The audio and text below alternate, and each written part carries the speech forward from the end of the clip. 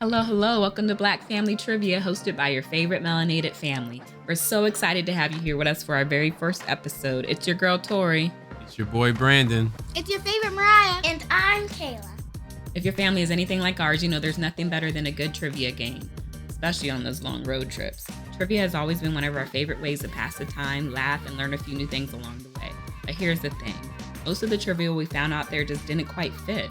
Either didn't really speak to the unique roots that make up our Black culture, or if it did, it wasn't something that we'll listen to with the whole family. So we thought, why not make our own?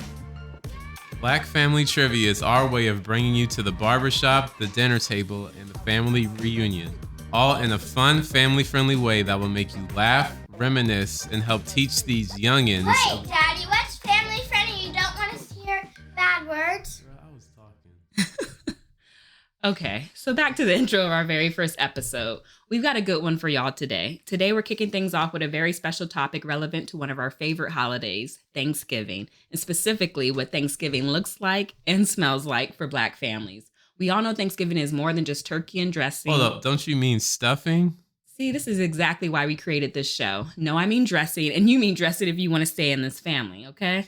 But here's one of our first lessons to the kids. Wow. Stuffing is when a turkey, hen, or chicken is actually stuffed with a bread mixture. So technically, any bread or cornbread side dish that is baked outside of the turkey is dressing.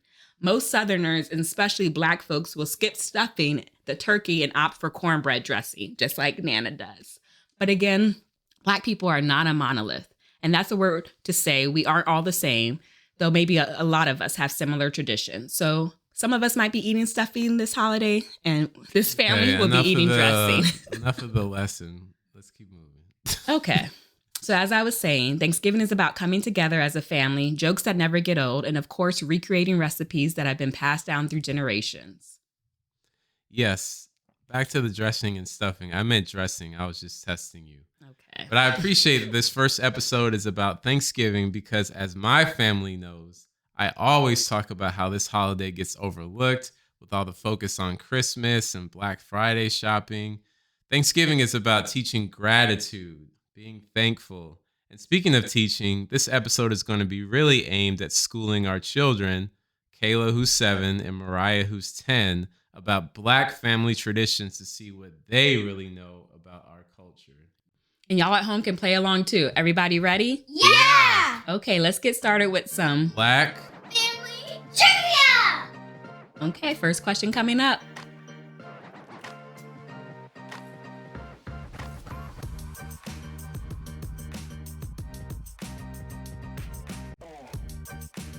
All right, first up, I'm going to start with the oldest, Mariah.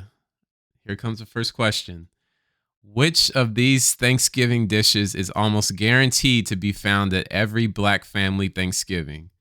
A, green bean casserole, B, collard greens, C, shrimp cocktail, or D, mashed potatoes?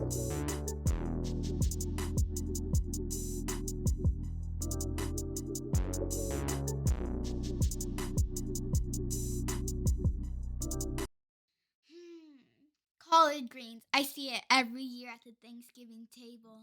Okay, you know, a little something, something. Well done. All right, second question. Which dessert is most likely to start a family debate about which one is best? A, sweet potato pie, B, pecan pie, C, apple pie, or D, pumpkin pie?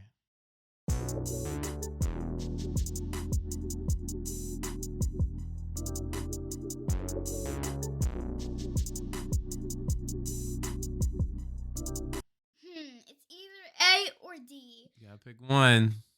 D. And wrong. Pumpkin pie. Girl, ain't nobody Black eating pumpkin pie. Let me stop. I'm just joking. I actually love pumpkin. I'm the girl, the first thing I order at Starbucks is pumpkin spice, This but no. Again, like I said, we're teaching the youngins. No, you cannot. Most Black Sweet Thanksgivings potato you're going to pie. find sweet potato pie. All right, let's see if you can redeem yourself. Third question. If you were asked to bring plates, cups, napkins, or aluminum foil, your family probably assumes that A, you're broke, B, you are coming from out of town, C, you can't cook, or D, you know where to find the best paper plates and cups.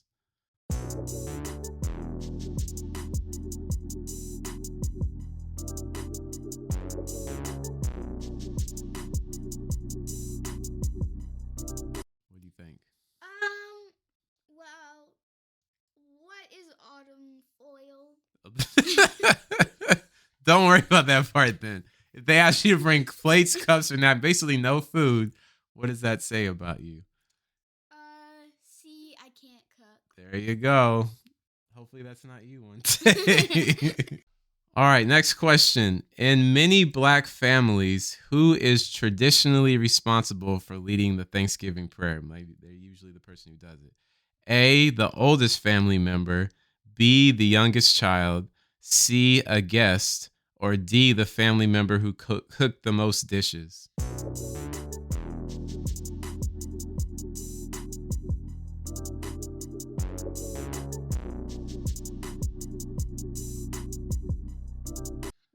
it's hard because you always pray, so, and none of these are like that one. So I'm guessing A. A, the oldest family. Yep.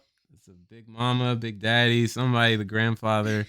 Yes, good job on that one. All right, fifth question, moving right along. I know I'm a sports guy, so I got to ask this question. Which two NFL teams typically always play on Thanksgiving? We never watch it on Thanksgiving. Well, you're going to have to figure it out. A, the Dallas Cowboys and the Washington Commanders. Woo! B, Detroit Lions and Dallas Cowboys. C, Kansas City Chiefs and New England Patriots. Or D, Baltimore Ravens and Houston Texans. Okay,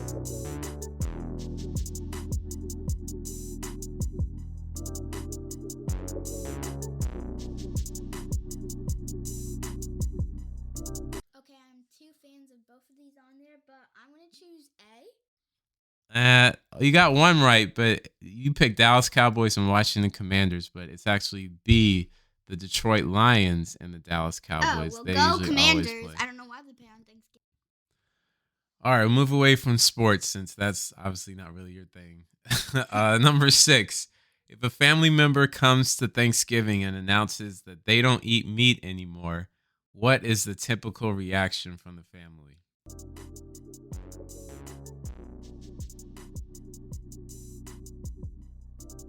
Okay, no offense, but that's Aunt Tasha. Yeah. Well, what do you think? What do you think is the reaction in a typical Black family? No idea, because like I'm used to it now. Well, in most cases, you're gonna get the side eye. I'll be like, what are you gonna eat then? Because most of the stuff that's cooked is gonna be some greasy But she eats food, stuff on protein. Thanksgiving. She makes it work. She makes it work. But yeah, so moving on to the next question. Which side dish is often a subject of friendly or not so friendly competition among family members? A, mashed potatoes. B, macaroni and cheese. C, green bean casserole. Or D, cranberry sauce. Girl, don't be looking at me. I ain't giving you the answer.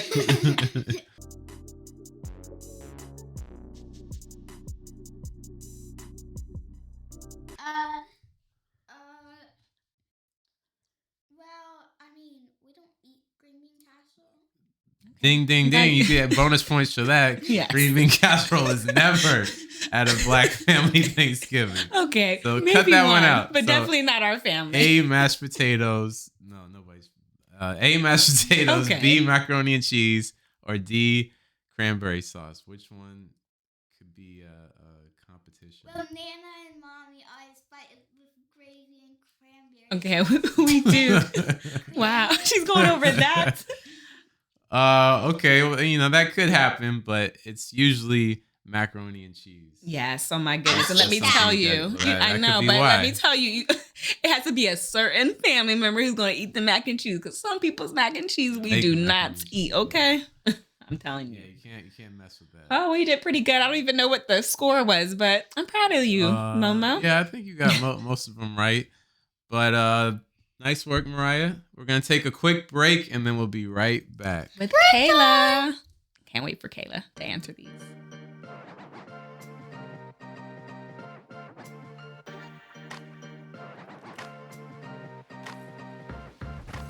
All right, welcome back to Black Family Trivia. We've got 8 more questions to go. But first, I want to check on y'all out there. How's everybody been holding up? Did anybody need to call in back up?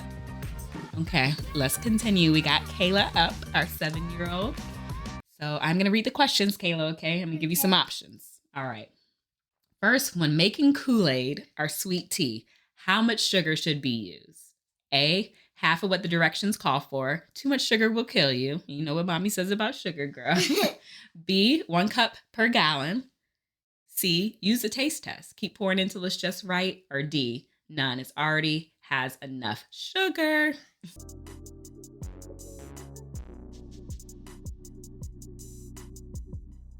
So this is like really easy because they actually called sweet tea and Kool-Aid. They actually have a lot of sugar. So I'll say D. D, none. It already has enough sugar. Let me tell you. Okay, this new generation over here, Gen Alpha. I'm a millennial mom. She knows. See you, Kayla. I see you, but what is the actual girl? On the Black Thanksgiving, I'm telling you, let me tell you about how I grew up, okay? In the 80s and 90s, you got a girl. lot of sugar because of your mama. Okay, we used the taste test, girl. We're going to keep pouring till it's just right. I really risked my grandma's so tea, man. She made some good sweet tea. This is really hard, but I still like working with my family. Okay, so I got some questions for y'all to teach y'all about some history, right? About why Black families, why do we eat the Thanksgiving foods that we do? So question number 9, why did macaroni and cheese become a popular Thanksgiving dish among Black families? A, it's an affordable filling dish. B, it was seen as a celebration food, symbolizing freedom and prosperity. Or C, it was a favorite dish of Black chefs in the 19th century.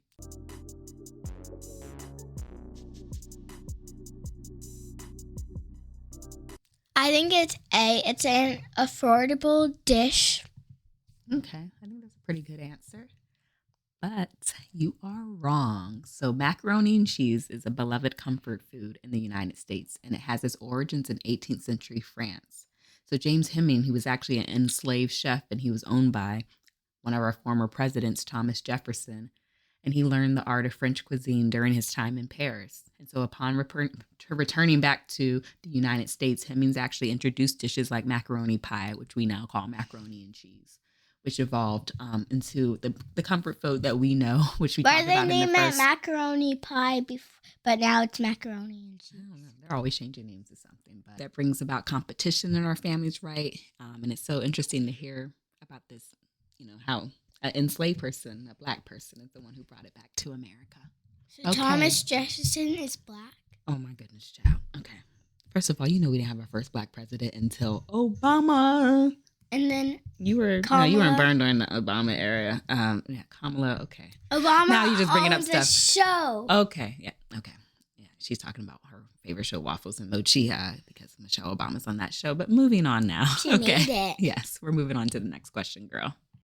Number 10. What is one reason potato salad is often found at Black family gatherings, even in colder seasons? A, it's a cost-effective dish that can be easily made in large quantities. B, it became famous because it was in a cool recipe book.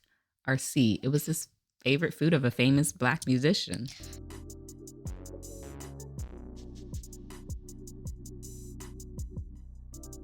I think it's C. See, it was a favorite food of a famous Black musician. Aha, tricked you there. So no, the answer is actually A. It's just a cost-effective dish that can be easily made in large quantities. So potato salad is really interesting, right? It's like a dish that's become prominent through, I think, so much cultural adaptation. I love potatoes. You love potatoes. When Black communities in the southern United States incorporated potato salad, it was actually introduced to Black communities by German immigrants in the 19th century, right? So potatoes are actually inexpensive and widely available, so it makes potato salad an affordable option for feeding large groups at gatherings. And we know we love to talk about who's making the potato salad at the cookout. And our reunion. So yes, interesting history. Oh yeah, Nana's gonna be making our potato salad for sure. Okay, number 11. What is the itis? A deadly disease. B, a secret Black organization. Or C, the drowsy, tired feeling you get after eating a big meal.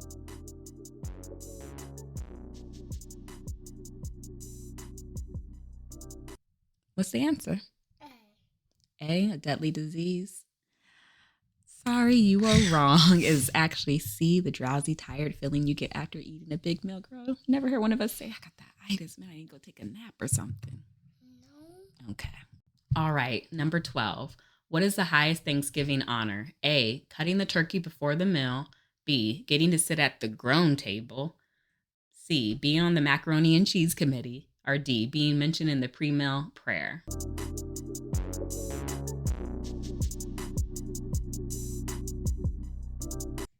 Well, sometimes I'm actually being mentioned sometimes, so I think D? getting to sit at the grown-up table. You know what? That is actually a pretty good honor, but the actual answer is cutting the turkey before the meal. That is a privileged role. Well, I do like to cook, so I get it. Yeah, well, maybe one day you can cut the turkey. I can see for you why that would be a big deal to sit at the grown-up table. Yes, You're definitely. You're not there yet. Poor Kayla. She's the youngest grandchild in the family. I do sit at that big table. Well, we can do that at Nana's house because we got enough room. Okay, let's keep it moving. Number 13. Which of these actions will most likely get you fussed at? Okay, so think about Nana. A, starting mess. B, dipping in the pots before the food is ready. C, not putting a hat on the baby's head. D, bringing an uninvited guest. Or E, all of the above.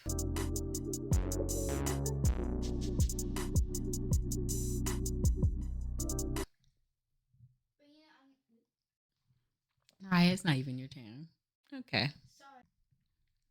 So, this is really hard, but I'm just going to pick one. So,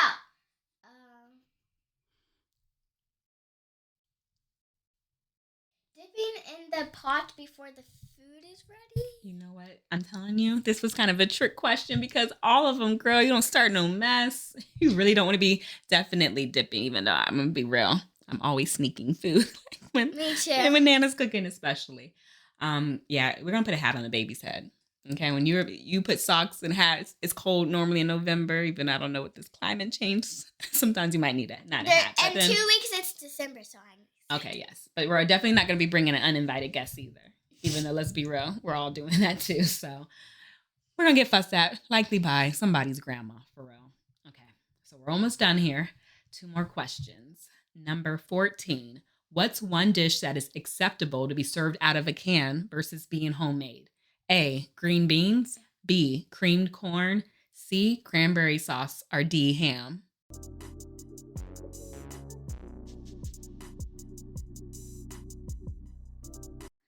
So, I think it's cranberry sauce because it's really popular. It's really popular. Yes, ding, ding, ding. I'm proud of you. So Finally, one got true. I know I love that jelly cranberry sauce for real, but I kind of like the real cranberries too. But yes, that is an acceptable dish to buy in a can. That's okay. You're okay with me if you got the canned cranberry sauce at your Thanksgiving. Okay, so our last question, which might just be the most difficult question of today's episode. And okay, let's like, well, how did I get the end? The second round is a little bit harder. All right, number 15. How long do you keep leftovers from Thanksgiving? A, 2 days. B, until all the food is gone. C, 2 weeks. Or D, ew, leftovers.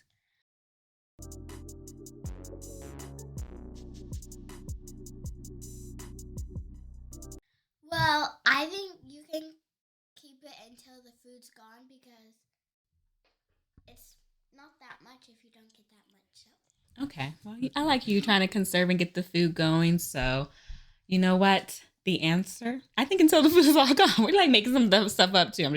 But most families, I'm telling you, like sometimes I remember growing up, it was like, listen, mommy, the next day you're like, what's for breakfast? And they're like, the Thanksgiving meal I just cooked. Because let me tell you, most parents were cooking all night. So like we literally all ate. the food is gone, you're pushing it. I'll show you really fast. Because if the food is still there, Saturday, Sunday, Okay, you're Monday, right. you're done. Trying to throw that out. So of those options, I'd say 2 days. Okay, well, I'm letting you know, girl. We ate it until it was pretty much gone. Yeah. Me and my brother growing up. All right, now. Explains a lot. Okay. And that's a wrap. We hope you had fun like we did. And maybe you learned a little something along the way about Black family Thanksgivings. I know I did. Me too. Now I know we can add even more sugar to the Kool-Aid and punch. Yes. This child. Anyway, all this talk about food made me hungry. That's why I keep telling everyone to stop sleeping on Thanksgiving. You get all the food of the holidays, minus the stress of having to buy all the gifts and putting up decorations. Okay, whatever you say, Brandon. But this was a lot of fun, thinking of all the great Black family traditions that have been built throughout the generations. There's a lot to be thankful for. Yes, and thank you for tuning into the first episode of Black Family Trivia. If you enjoyed this one, make sure to subscribe, share it with your family, and leave us a review. We love to hear your favorite Thanksgiving memories too. Follow us on social media and share your stories with us. And don't forget to join us next time for more trivia, more laughs, and more of that good Black family connection. Until then, stay blessed, stay thankful, and keep celebrating our culture. Happy Thanksgiving, y'all!